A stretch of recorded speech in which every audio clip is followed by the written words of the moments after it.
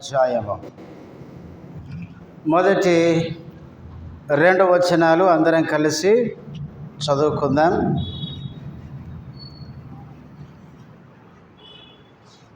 ఇశ్రాయేలీయులను గూర్చి మలాకి ద్వారా పలుకబడిన యెహోవా వాక్కు. యెహోవా సెలవిచ్చినదేమనగా, నేను మీ ఎడల ప్రేమ చూపి ఉన్నాను. అయితే మీరు ఏ విషయమందు నీవు మా ఎడల ప్రేమ చూపితివందురు. ఏశావు యాకోబునకు అన్నకాడ, అయితే నేను యాకోబును ప్రేమించి తిని. ఇదే యెహోవా వాక్కు. ప్రార్థన చేసుకుందాం.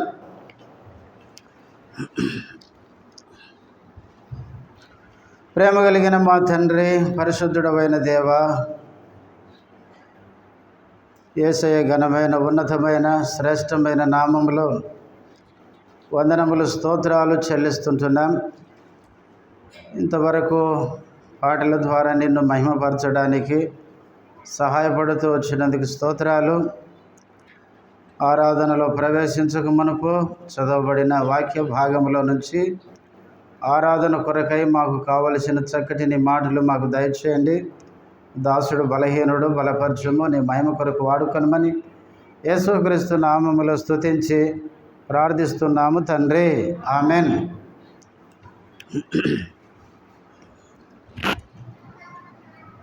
మలాకి గ్రంథము మొదటి అధ్యాయము మొదటి 2 వచనాలు.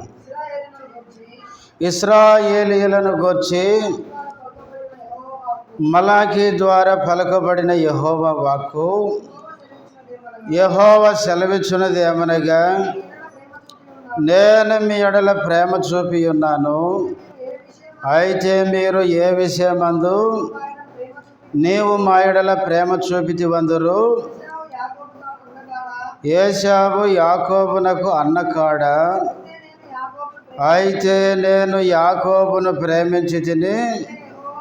ఇదే యెహోవా వాక్కు.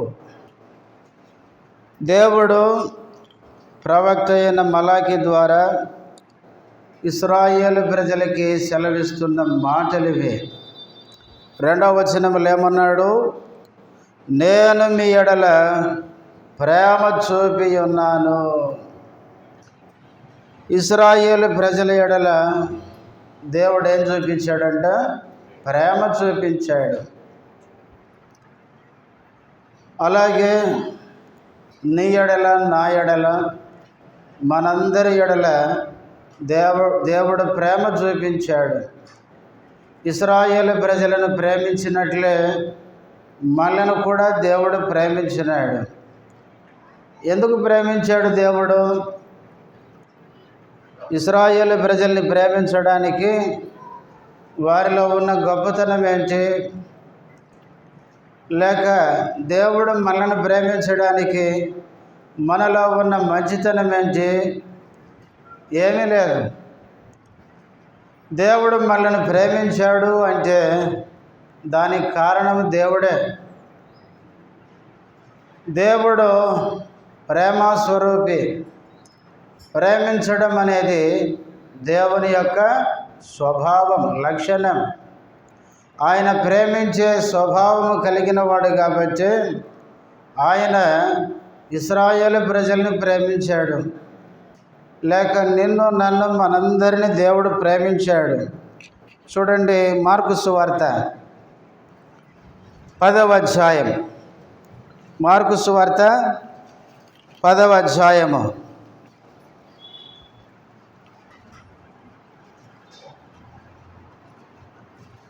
21వ వచనం. యేసు అతనిని చూచి అతన్ని ప్రేమించి, నీకు ఒకటి కొదువుగానున్నది, నీవు వెళ్ళి నీకు కలిగినవన్నీ అమ్మి బీదలకిమ్ము, పరలోకమందు నీకు ధనము కలుగును, నీవు వచ్చి నన్ను వెంబడించుమని చెప్పాను.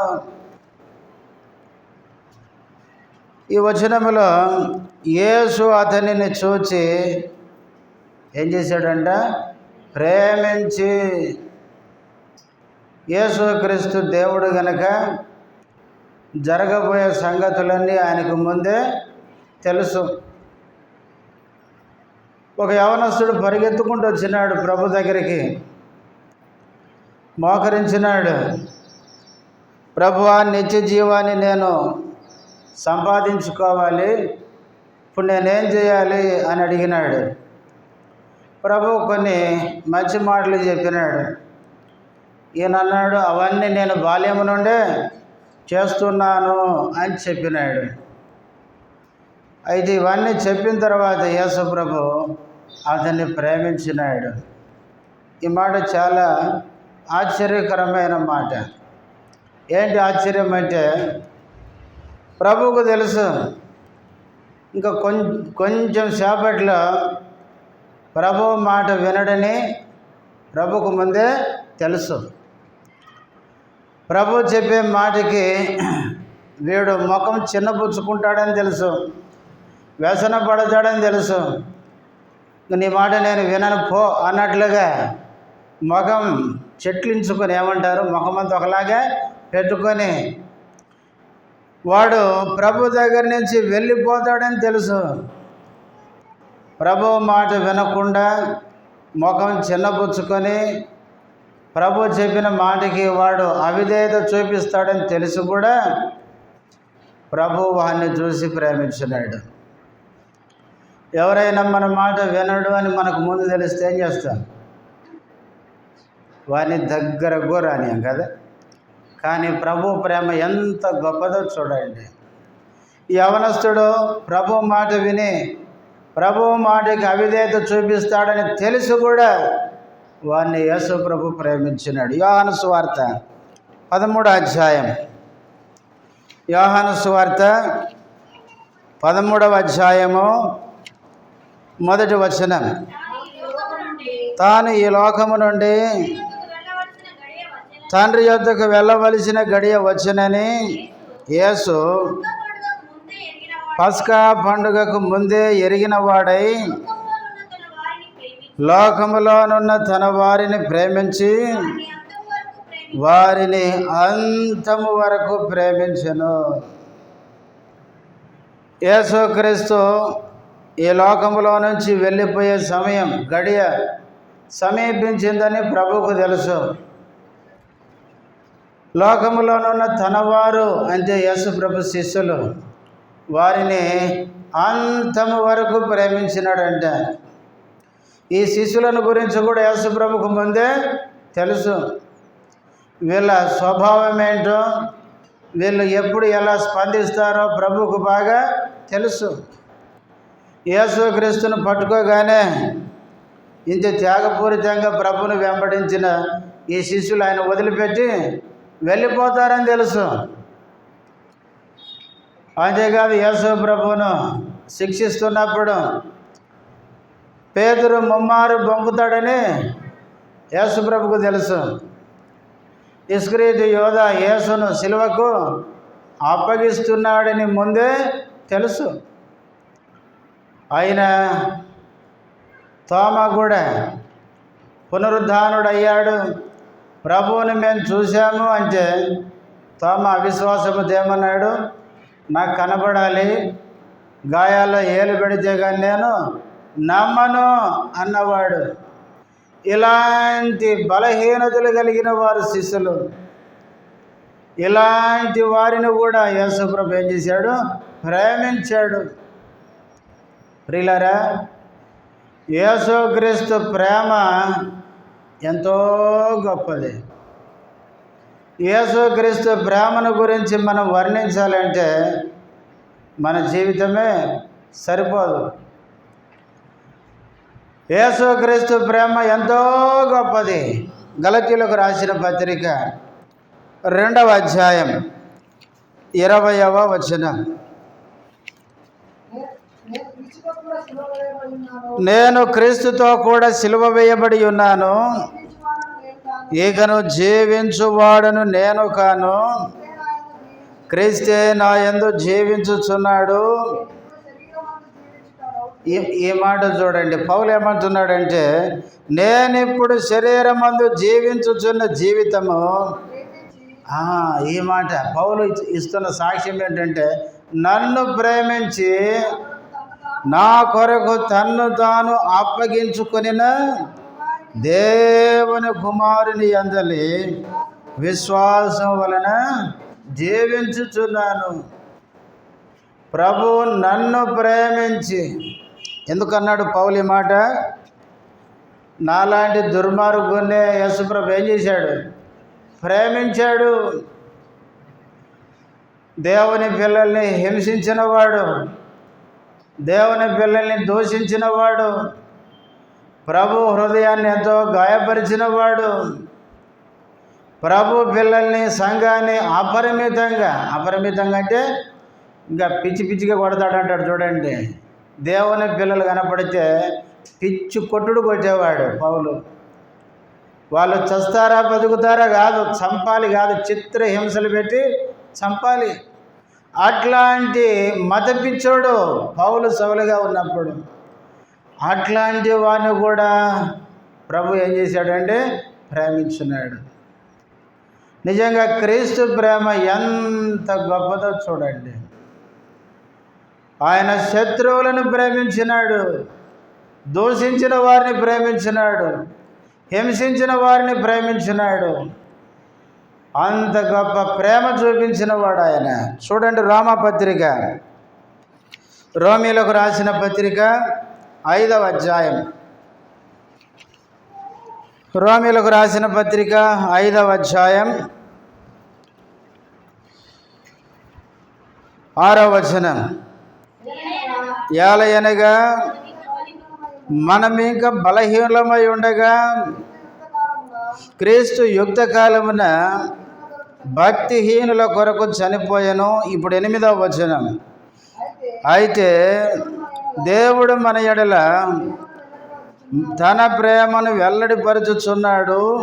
ఎట్లనగా మనమింకను పాపులమై ఉండగానే క్రీస్తు మన కొరకు చనిపోయెను. తర్వాత 10వ వచనం. ఏలయనగా శత్రువులమై ఉండగా ఆయన కుమారుని మరణము ద్వారా మనము దేవునితో సమాధానపరచబడిన ఎడల సమాధానపరచబడిన వారమై ఆయన జీవించుడి చేత మరి నిశ్చయముగా రక్షింపబడుదుము. 6వ వచనములో మనమింకా బలహీనమై ఉండగా అన్నాడు. 8వ వచనములో మనమింకను పాపులమై ఉండగానే అన్నాడు. 10వ వచనములో శత్రులమై ఉండగా అన్నాడు.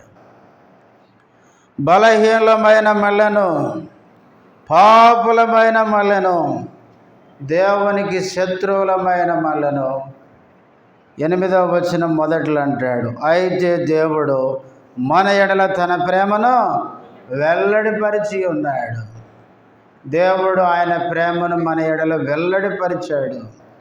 ఆయన ప్రేమను మన పట్ల చూపించాడు. చాలాసార్లు మనం ప్రేమను గురించి ఎన్నో మాట్లాడతాం. ప్రేమ చూపించే విషయంలో క్రియల్లో తప్పిపోతాం. ప్రభు ప్రేమ చెప్పాడు, ప్రేమిస్తున్నాను అన్నాడు. క్రియల్లో ప్రేమను వెల్లడి చేశాడు. వెల్లడి చేయడం అంటే చూపించడం. ఆయన పాపులమైన, శత్రువులమైన, బలహీనులమైన మనలను ఆయన ప్రేమించినాడు. ప్రియులారా, క్రీస్తు ప్రేమ ఎంత గొప్పదో చూడండి. ప్రభు ప్రేమ ఎంతో గొప్పది. దేవుణ్ణి ద్వేషించిన, దేవుణ్ణి దూషించిన ఆయన మనల్ని ప్రేమిస్తూనే వచ్చినాడు. ఆయన ప్రేమ ఎంత గొప్ప ప్రేమో చూడండి. బైబిల్లో ప్రభు ప్రేమ చాలా గొప్పది. కాబట్టి ప్రియులారా, ప్రభు మన ఎడలో చూపిన ప్రేమను మనము జ్ఞాపకం చేసుకొని ఆ ప్రేమను బట్టి మన ప్రభుని ఏం చేయాలి? ఆరాధించాలి. యోహాను రాసిన మొదటి పత్రిక 4వ అధ్యాయం. యోహాను రాసిన మొదటి పత్రిక 4వ అధ్యాయం 10వ వచనం. మనము దేవుని ప్రేమించితిమని కాదు. ఎవరు ప్రేమించారు? ఆయనే ప్రేమించాడు, తానే మనల్ని ప్రేమించి మన పాపములకు ప్రాయశ్చిత్తమై ఉండుటకు తన కుమారుని పంపెను. ఇందులో ప్రేమ ఉన్నది. మనము దేవుణ్ణి ప్రేమించితిమని కాదు, మనము దేవుణ్ణి ప్రేమించలేదు. అయితే దేవుడే మనల్ని ప్రేమించినాడు. వాస్తవంగా మనిషికి ఉండే స్వభావం ఏంటంటే ప్రేమించిన వారినే ప్రేమిస్తాడు, పెట్టిన వారికే పెడతాడు. కాబట్టి మానవుని యొక్క స్వభావం అది. కానీ దేవుని యొక్క స్వభావం అట్లా కాదు. ఎవరైతే ద్వేషిస్తారో, ఎవరైతే దూషిస్తారో, ఎవరైతే ప్రభువుని ప్రేమించారో అలాంటి వారిని కూడా ప్రేమిస్తాడు. ఒకవేళ మనలో భయంకరమైన దుర్మార్గుడు ఎవరన్నా ఉండి ప్రభువుతో ఇట్లా అన్నారనుకోండి, ప్రభువా నన్ను కూడా ప్రేమిస్తావా అంటే ఏమంటాడు? నిన్ను కూడా ప్రేమిస్తున్నాను అంటాడు. ప్రభు ప్రేమించే విషయంలో ప్రియులారా ఏమాత్రం మార్పు ఉండదు. ఆయన అందరినీ ప్రేమిస్తున్నాడు. అందుకనే ఆయనే మనల్ని ప్రేమించాడు. ఇదే 4వ అధ్యాయం 19వ వచనం.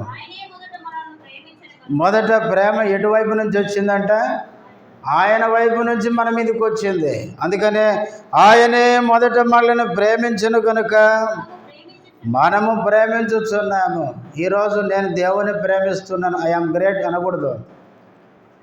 ప్రేమ అనేది నీలో వచ్చిందంటే ముందు ఆయన ప్రేమ నువ్వు అనుభవించావు.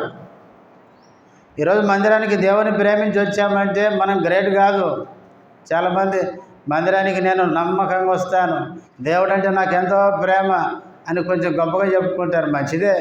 కానీ దానికంటే ముందు మనం గమనించాలి ప్రియులారా, ప్రభు మనల్ని ప్రేమించాడు. మొదట ఆయనే మనల్ని ప్రేమించినాడు. ప్రేమ అనేది దేవుని వైపు నుంచి మన వైపు మొదట వచ్చింది. మనం ఆయన మాట వినకుండా ఆయన మీద తిరుగుబాటు చేస్తూ నువ్వు నాకు అవసరం లేదు పో అంటుంటే ప్రభు ప్రేమ మనలను వెంటాడింది. ప్రభు మనలను వెనువెంట మనమ్మడి వచ్చి మనల్ని దర్శించి ఆయన రక్షించినాడు. ప్రభు ప్రేమ మనలను మొదటిగా ప్రియులారా మనల్ని దర్శించింది. అందుకే మొదట ఆయన మనల్ని ప్రేమించాడు కాబట్టి మనం ప్రేమిస్తున్నాం. కాబట్టి ప్రియులారా యేసుక్రీస్తు ప్రేమ చాలా గొప్పది. ఆ ప్రేమను ఎవ్వరు కూడా వర్ణించలేరు. యోహాను సువార్త 3:16లో మనందరికీ తెలిసిన వచనం అది. దేవుడు లోకమును ఎంతో అని ఎందుకన్నాడు? ఇంత అనొచ్చు కదా. ఇంత అని ఎవరు కూడా చెప్పలేరు. దేవుని ప్రేమ ఎంతో ఎంతో అనే దాని పక్కనంట చుక్కలు పెట్టుకుంటా పోతే భూమి చుట్టూ వస్తుందంట. అంత గొప్ప ప్రేమ ప్రభు ప్రేమ. దేవుడు లోకమును ఎంతో అని చదవకూడదంట, ఎంతో అని చదవాలంట. అంటే సాగదీసి చదవాల. ఆయన ప్రేమ ఎంతో గొప్పది, ఎంతో ప్రేమించినాడు. ఎఫెసీయులకు రాసిన పత్రిక 3వ అధ్యాయం, ఎఫెసీయులకు రాసిన పత్రిక 3వ అధ్యాయము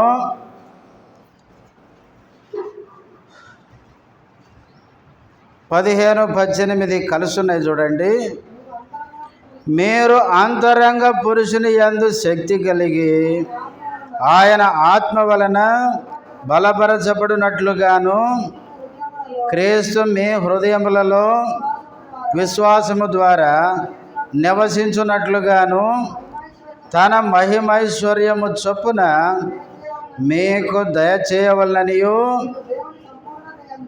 మీరు దేవుని సంపూర్ణత యందు పూర్ణులగునట్లుగా ప్రేమ యందు వేరుపారి స్థిరపడి సమస్త పరిశుద్ధులతో కూడా దాని వెడల్పు, పొడుగు, లోతు, ఎంతో గ్రహించుకొనుటకును. ఇక్కడ చూడండి, ప్రేమను గురించి చెప్తూ ప్రేమ యొక్క వెడల్పు, పొడుగు, లోతు ఎంతో అన్నాడు. ఆయన ప్రేమ యొక్క పొడవు, వెడల్పు, లోతు ఎంతో మనం గ్రహించాలి. మనం ఎంత గ్రహించినా ఆయన ప్రేమ ఇంకా మిగిలిపోతుంది. అంత గొప్ప ప్రేమ. ఇంకా కిందికి అంటాడు 19లో, జ్ఞానమునకు మించిన క్రీస్తు ప్రేమను తెలుసుకొనుటకును అన్నాడు. క్రీస్తు ప్రేమ ఎలాంటిదంటే మన జ్ఞానానికి మించిన ప్రేమ. కొన్నిసార్లు మనం ఆలోచిస్తే అసలు ప్రభు మనలాంటి వాళ్ళని ఎట్లా ప్రేమించాడు అని. అంత గొప్ప ప్రేమను ఆయన మన మీద చూపించాడు. ప్రియులారా, అంత గొప్ప ప్రేమను చూపించిన ఆ ప్రభువును మనం ఏం చేయాలి? ఆరాధించాలి. అందుకనే ప్రవక్త అయిన మలాకి ద్వారా ఇశ్రాయేలు ప్రజలకు సెలవిస్తున్నాడు, నేను మీ ఎడల ఏం చూపించానో ప్రేమ చూపించాను. ప్రియులారా, మన మీద కూడా దేవుడు ప్రేమ చూపించాడు. ఆయన మనల్ని ఎంతగానో ప్రేమించాడు. ఆయన ప్రేమని మనము ఎవ్వరం వర్ణించలేము. అంత గొప్ప ప్రేమ ఆయన మన మీద చూపించాడు. కనుక ఆ ప్రేమను బట్టి మనం ప్రభువును ఆరాధించాలి. ప్రేమించి ఇశ్రాయేలు ప్రజలకు దేవుడు చేసిన మేలులేంటి? ఒక 3 మాటలు గుర్తు చేసుకొని ఆరాధనలోకి వెళ్దాం. ద్వితీయోపదేశకాండము 4వ అధ్యాయం. ఇశ్రాయేలు ప్రజల్ని దేవుడు ప్రేమించి వారికి దేవుడు చేసిన మేలులు చూడండి. 4వ అధ్యాయము, ద్వితీయోపదేశకాండము 4వ అధ్యాయము 37వ వచనం. ఆయన నీ పితరులను ప్రేమించెను గనుక వారి తరువాత వారి సంతానమును ఏం చేశాడు? ఏర్పరచుకొనెను. ఆయన ప్రేమించాడు కాబట్టి ఇశ్రాయేలు ప్రజల సంతానమును ఏం చేశాడు? ఏర్పాటు చేసుకున్నాడు. ఇశ్రాయేలు ప్రజలు ఎవరంటే దేవుడు ఏర్పాటు చేసుకున్న ప్రజలు. ప్రియులారా, దేవుడు ఇశ్రాయేలు ప్రజల్ని ఎందుకు ఏర్పాటు చేసుకున్నాడంటే ఇశ్రాయేలు ప్రజల్ని దేవుడు ఏం చేశాడు? ప్రేమించాడు కాబట్టి. ఇశ్రాయేలు ప్రజల కంటే గొప్ప జనాంగం లోకములు చాలామంది ఉన్నారు. కానీ ఇశ్రాయేలు ప్రజల్ని ఎందుకు దేవుడు అనుకున్నాడంటే దేవుడు వారిని ప్రేమించాడు కాబట్టి. చూడండి, ఇదే ద్వితీయోపదేశకాండము 7వ అధ్యాయం. ద్వితీయోపదేశకాండము 7వ అధ్యాయము 6వ వచనం. నీవు నీ దేవుడైన యెహోవాకు ప్రతిష్ఠిత జనము, నీ దేవుడైన యెహోవా భూమి మీదనున్న సమస్త జనముల కంటే నిన్ను ఎక్కువగా ఎంచి ఏర్పరచుకొనెను. తర్వాత మీరు సర్వ జనముల కంటే విస్తార జనమని యెహోవా మిమ్మును ప్రేమించి మిమ్మును ఏర్పరచుకొనలేదు. సమస్త జనముల కంటే. వాస్తవంగా ఇశ్రాయేలు ప్రజలు సమస్త జనాలతో, ప్రపంచంలో ఉండే ఇతర జనాలతో పోల్చుకుంటే వాళ్ళు చాలా తక్కువే. ప్రపంచ పటంలో చిన్న దేశం అంటే ఇజ్రాయెల్ దేశమే. అంత చిన్న దేశం అది. ఆ చిన్న జాతినే దేవుడు ఏం చేశాడు? ఏర్పాటు చేసుకున్నాడు. ఎందుకంటే దేవుడు వారిని ప్రేమించాడు కాబట్టి. మొట్టమొదటిగా ఇశ్రాయేలు ప్రజల్ని దేవుడు ప్రేమించి వారిని తనకు స్వకీయ జనాంగంగా ఏర్పాటు చేసుకున్నాడు. అట్లాగే దేవుడు నిన్ను నన్ను ప్రేమించి మనల్ని ఆయనకి ఏం చేశాడండి? స్వకీయ జనముగా ఏర్పాటు చేసుకున్నాడు. యేసు ప్రభు నమ్మిన వారే ఎవరండి? ఆయనకు సొంత జనం. అందుకే బైబిల్లో యేసు ప్రభు నమ్మి రక్షణ పొందిన వారు నా ప్రజలు అన్నాడు. ఆయన ప్రజ మనమే. కాబట్టి మొదటిగా ప్రేమించి ఆయన ఏం చేశాడు? ఏర్పాటు చేసుకున్నాడు. తర్వాత ద్వితీయోపదేశకాండం 7వ అధ్యాయము ఇప్పుడే చదివాము. 8వ వచనం చదవండి. అయితే యెహోవా మిమ్మును ప్రేమించువాడు గనుక తాను మీ తండ్రులకు చేసిన ప్రమాణమును నెరవేర్చువాడు గనుకను యెహోవా బాహుబలము చేత మిమ్మును రప్పించి దాసుల గృహములో నుండి ఐగుప్తు రాజైన ఫరో చేతిలో నుండి విడిపించెను. ప్రేమించి ఏర్పరచుకున్న దేవుడు ప్రేమించి ఐగుప్తు దేశం నుంచి ఏం చేశాడు? విమోచించాడు. ఇశ్రాయేలు ప్రజల్ని ఐగుప్తు దేశంలో 430 సంవత్సరాలు వారు బానిసలుగా ఉండి వారు పెట్టే బాధలు తట్టుకోలేక వాళ్ళు మూలుగుచు నిట్టూర్పులు విడుచుచు నెమ్మది లేని పరిస్థితిలో ఉండగా దేవుడు వారిని ఐగుప్తు బానిసత్వం నుంచి విడిపించున్నాడు. ఒకప్పుడు నీవు నేను మనమందరం కూడా లోకములో పాపములో ఉండి పాప బానిసత్వంలో ఉండి మనం కూడా నెమ్మది లేకుండా ఉన్నవారం. బైబిల్లో ఉంది, దుష్టులకు ఏముండదు? నెమ్మది ఉండదు. ఒక వ్యక్తి పాపములో ఉన్నంత కాలం ఆ వ్యక్తికి నెమ్మది ఉండదు. పాపం అనేది మనిషికి నెమ్మది లేకుండా చేస్తుంది. ఒక తప్పు చేసిన వ్యక్తి చూడండి, ఎవరిని చూసినా భయపడతాడు కదా. ఒక హత్య చేసినోడు ఉన్నాడు అనుకోండి, కొత్త వ్యక్తి కనపడితే పద్దాక వాడినే చూస్తున్నాడు అనుకోండి, ఇంకా భయం కదా. ఒకరిని పొడిచి చంపేశాడండి, చంపేసి వాడు తప్పించుకొని పారిపోయి వేరే ఊళ్ళో ఉన్నాడు.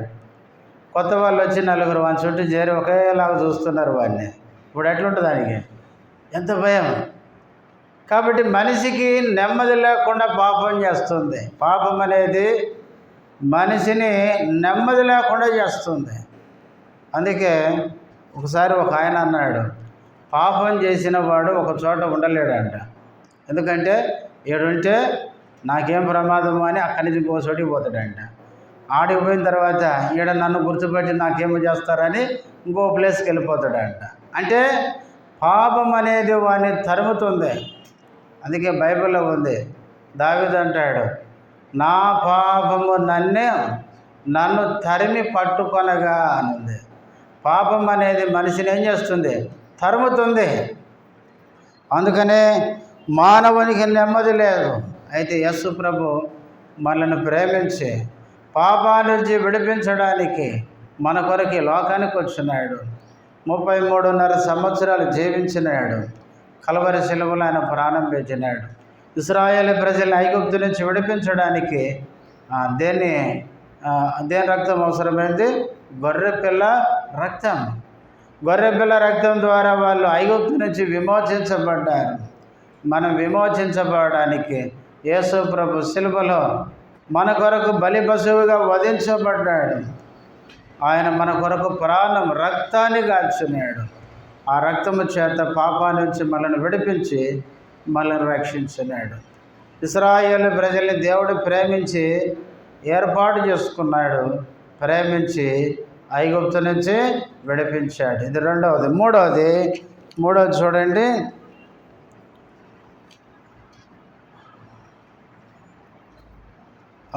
మూడవదిగా 23వ అధ్యాయం 5వ వచనం. ద్వితీయోపదేశకాండము 23వ అధ్యాయం 5వ వచనం. అయితే నీ దేవుడైన యెహోవా బిలాము మాట విననొల్లకుండెను. నీ దేవుడైన యెహోవా నిన్ను ప్రేమించును గనుక నీ దేవుడైన యెహోవా నీ నిమిత్తము ఆ శాపమును ఆశీర్వాదముగా చేసెను. ఇక్కడ కూడా మూడవ మాట చూస్తున్నాం. నీ దేవుడైన యెహోవా నిన్ను ప్రేమించను గనుక అన్నాడు. ప్రేమించాడు కాబట్టి బిలాము శపించాలని చూస్తే ఆ శాపాన్ని ఏం చేశాడంటే ఆశీర్వాదంగా మార్చున్నాడు. ఇశ్రాయేలు ప్రజలు ఐగుప్తు నుంచి బయటకు వచ్చిన తర్వాత ఇశ్రాయేలు ప్రజల్ని నాశనం చేయడానికి అనేక జాతుల వాళ్ళు ప్రయత్నం చేసినారు. బిలామును ఎవరు పిలిపించారు? బాలాకు రాజు. ఎవరైనా బాలాకు? మోయాబు రాజు. మోయాబు రాజు బిలామును పిలిపించి ఇశ్రాయేలు ప్రజల్ని శపించమని చెప్పినాడు. అయితే దేవుడు ఆ శాపాన్ని ఏం చేశాడు? ఆశీర్వాదంగా మార్చినాడు. మన జీవితంలో ప్రియులారా ఎన్నోసార్లు దుష్టుడు పలు విధాలైన నష్టాలు, శాపాలు, నష్టాలు మనకు కలుగజేయాలని ప్రయత్నించినప్పుడు దేవుడు ఆ నష్టాలన్నిటిని మనకు ఆశీర్వాదంగా మారుస్తూ వచ్చాడు. కారణం ఏంటి? ఆయన మనలను ప్రేమించాడు. అందుకే మలాకి ప్రవక్త ద్వారా దేవుడు చెప్పినాడు, ఇశ్రాయేలు ప్రజలారా, నేను మీ ఎడల ఏం చూపించాను? ప్రేమ చూపించాను. ప్రేమించి ఏం చేశాను? మిమ్మల్ని ఏర్పాటు చేసుకున్నాను. ప్రేమించి ఏం చేశాను? ఐగుప్తు నుంచి విడిపించాను. ప్రేమించి ఏం చేశాను? ఆశీర్వాదాన్ని మీకు, శాపాన్ని మీకు ఆశీర్వాదంగా మార్చాను. మన జీవితంలో కూడా మనం చెడ్డవారమైనప్పటికీ మన ప్రభు, మన దేవుడు మంచివాడు, ప్రేమ కలిగిన దేవుడు. ప్రియులారా, ఆయనకు విరోధంగా జీవించి మళ్ళీ ఆయన ప్రేమించి మొట్టమొదటిగా జగత్తు పునాది వేయబడక మునిపే ఆయన నిన్ను నన్ను ఏర్పాటు చేసుకున్నాడు. అసలు మనలను ఏర్పాటు చేసుకునే విషయంలో మన జ్ఞానానికి అర్థం కాదు. ఈ జగత్ అంటే సృష్టి లేదు. సృష్టి లేకముందే ఆయన యొక్క ప్రణాళిక, ఆయన ప్లాన్లో మనం ఉన్నాం. ఎంత గొప్ప ఆలోచన చూడండి మన పట్ల. దేవుని యొక్క ప్రణాళిక ఎంత ఉన్నతమైంది. జగత్తు పునాది వేయబడక ముందే ఆయన నిన్ను నన్ను ప్రేమించి, అందుకే ఎఫెసీ పత్రిక 1:4-6 వరకు చదివితే మనకు అర్థమైంది. జగత్తు పునాది వేయబడక మునిపే ప్రేమ చేత క్రీస్తులో మనలను ఏర్పాటు చేసుకున్నాడు ఆయన. అంతేకాదు, ఏర్పాటు చేసుకున్న ఇశ్రాయేలు ప్రజల్ని ప్రేమించి ఐగుప్తు బానిసత్వాన్ని నుంచి ఏం చేశాడు? విడిపించినాడు. అట్లాగే జగత్తు పునాది వేయబడక మునిపే ఏర్పాటు చేసుకున్న ప్రభు భూలోకములు జన్మించిన తర్వాత ఆ ప్రియకుమారుడైన యేసుక్రీస్తు రక్తముతో మనం ఏం చేశాడు? విడిపించాడు, విమోచించాడు. పాపాన్ని నుంచి విడిపించి రక్షణ, పాప క్షమాపణ మనకు అనుగ్రహించాడు. ఈరోజు రక్షించబడ్డామంటే అది దేవుని ప్రేమ. మూడవది, రక్షించబడిన దినం మొదలుకొని నేటి వరకు ఇశ్రాయేలు ప్రజలు క్షేమంగా ఉన్నారంటే అది కూడా దేవుని ప్రేమే. ఆ మోయాబు రాజే కాదు, ప్రపంచంలో ఎన్నో రాజ్యాలు ఇశ్రాయేలు ప్రజల్ని శపించాలని, నాశనం చేయాలని ఎన్నో ప్రయత్నాలు చేశాయి చరిత్రలో. కానీ నేటి వరకు ఇశ్రాయేలు జాతి నిలిచే ఉంది. దానికి కారణం ఏంటంటే దేవుడు వారి పక్షంగా ఉండి వారి మీదకి లేచిన ప్రతి జాతిని దేవుడే వాళ్ళని అణిచేసి ఇశ్రాయేలు ప్రజల్ని ఆశీర్వదిస్తూ వచ్చినాడు. ఈరోజు నీవు నేను కూడా పిల్లరా క్షేమంగా ఉన్నాము అంటే, భద్రంగా ఉన్నామంటే అది కేవలం దేవుడే మనల్ని ప్రేమించి. పిల్లర ఆనాడు మోయాబీలు, అమ్మోనీయులు, ఇంకా అనేక మంది ఫిలిస్తీన్లు, అనేక మంది శత్రువులే. వాళ్ళందరూ ఇశ్రాయేలు ప్రజల్ని నాశనం చేయడానికి ఎన్నో ప్రయత్నాలు చేసిన వారే. కానీ దేవుడు వారి పక్షంగా ఉండి కాపాడుతూ వచ్చినాడు. ఇంకా 124వ కీర్తనలో ఇశ్రాయేలు ప్రజల గురించి ఆ కీర్తనకాడు అంటాడు, మనుషులు మన మీదికి లేచినప్పుడు యెహోవా మనకు తోడై ఉండకపోతే వారు ప్రాణముతోనే వాళ్ళని ఏం చేశారు? మనల్ని మింగేసే వాళ్ళని ఇశ్రాయేలు ప్రజలు చెప్పేవాళ్ళంట. అంటే ఇశ్రాయేలు ప్రజలతో దేవుడు ఉన్నాడు కాబట్టి వాళ్ళు క్షేమంగా ఉన్నారు. ఈనాటి వరకు నువ్వు నేను కూడా క్షేమంగా ఉన్నామంటే దేవుని ప్రేమ మనతో ఉంది. దేవుడు మనతో ఉన్నాడు.